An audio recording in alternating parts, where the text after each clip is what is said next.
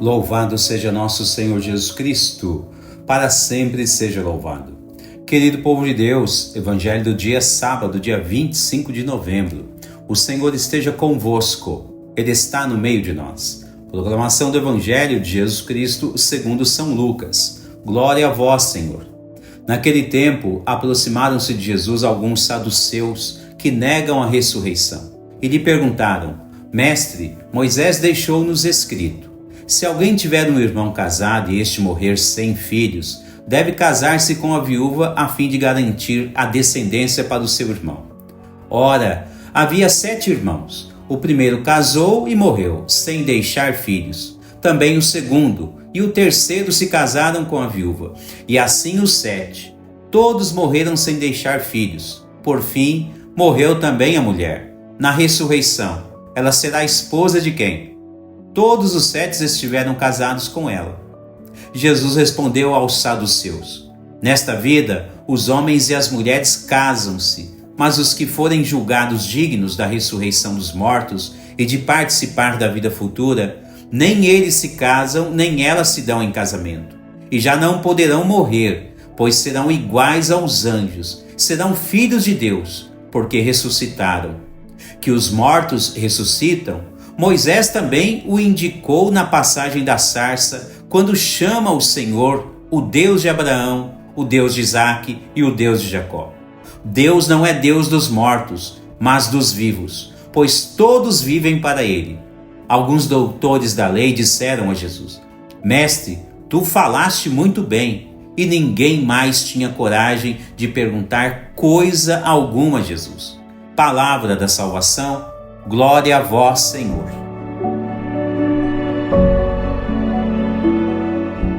Querido povo de Deus, estamos praticamente encerrando mais um ciclo do ano litúrgico entre 2022 e 2023. E logo na próxima semana, se Deus quiser, iniciaremos um novo ciclo litúrgico entre 2023 e 2024. Entre alguns detalhes, as leituras propostas para hoje querem nos tirar da imanência deste mundo e nos inserir de modo muito profundo no mundo transcendental, ou seja, no mundo sobrenatural. Em primeiro, a leitura retirada do livro dos Macabeus nos mostra o quanto a ganância não leva o ser humano a lugar algum, a não ser em um mar de solidão e sofrimentos. O rei Antíoco, que queria tomar todas as riquezas da região de Israel e suas redondezas, podemos dizer, em uma linguagem figurativa, que ele realmente caiu do cavalo. Ele estava confiando demasiadamente em seus exércitos e poderes terrenos. Hoje, na leitura de hoje, Deus nos mostra o quanto é o próprio Deus que sempre está no comando de tudo.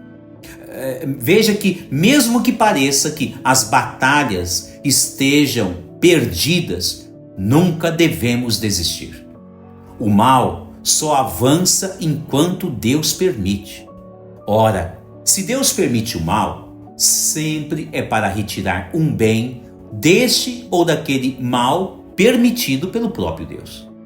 Vejam que detalhes como estes podem acontecer em todo o tempo da história humana.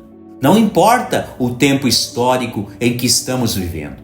Mas se observarmos atentamente o que a Sagrada Liturgia nos propõe como objeto de reflexão, também cada um de nós podemos retirar da Sagrada Liturgia frutos maravilhosos. Nunca devemos nos esquecer que sempre é Deus quem está no comando de tudo. Apenas devemos perceber o que Deus quer nos comunicar com estes ou aqueles detalhes litúrgicos ou históricos.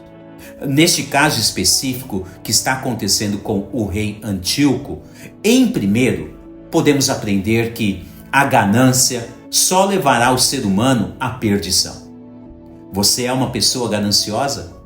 Se for, muito cuidado e converta-se enquanto ainda existe tempo, pois a ganância levou o rei à perdição, tanto com seus bens materiais e pessoais, como principalmente ele acabou entregando a sua alma para o diabo. Depois, devemos aprender que nenhum poder bélico ou poder material deste mundo se compara ao poder de Deus. Mais ainda, devemos entender em um cenário como este, o quanto Deus quer que a fé de cada pessoa, de cada um dos seus filhos, seja fortalecida. Pois em tempos de provações e tribulações, nunca iremos sucumbir perante qualquer que seja o mal. Vejam que detalhes como estes são cruciais, visto que também devemos aprender que na ressurreição dos mortos, em nossa ressurreição a partir de Jesus Cristo, não viveremos mais como vivemos neste mundo terreno, cheio de corrupções, injustiças e atos pecaminosos diversos. Não será assim. No Evangelho, alguns saduceus questionam Jesus pensando que no céu será como aqui na terra. Com efeito, o livro do Apocalipse nos lembra que surgirá um novo céu e uma nova terra. As coisas antigas passarão e as novas surgirão. Veja que Jesus ensina que no céu seremos como anjos. Já parou para pensar nisso? Nós, réis pecadores e seres humanos mortais, podemos obter esta grandiosa graça de sermos como anjos. Obviamente que a partir dos méritos de Jesus. Por esses dados, não valeria a pena ser uma pessoa mais caridosa do que gananciosa? O rei Antíoco poderia sim ter todos os bens que era próprio de um rei, mas ele deveria ter optado pela caridade.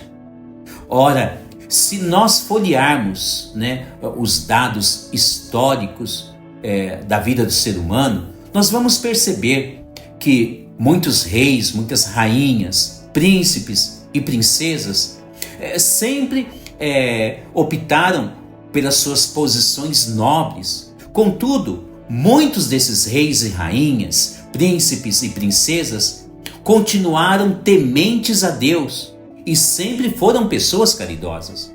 Então, notem que muitos desses também se tornaram santos. Então, na prática religiosa, o que leva o ser humano ao caminho do inferno não é exatamente os bens materiais deste mundo. Tudo bem que os bens palpáveis deste mundo são uma verdadeira tentação de poder para muitas pessoas que são fracas na fé, que não têm Deus no seu coração, que não têm Jesus como centro de suas vidas.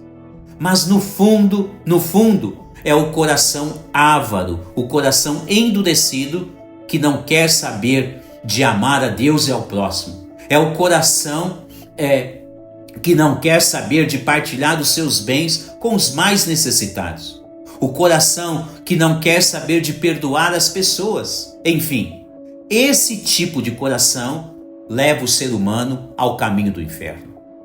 Certamente que este tipo de coração foi a infeliz escolha do rei Antíoco, como vemos na primeira leitura de hoje. Pois ao fim de sua vida, ele agonizou a sua morte e percebeu todo o mal que fez contra muitas pessoas e principalmente percebeu o mal que fez contra Deus. No Evangelho, Jesus enfatiza que no céu não haverá corações ávaros.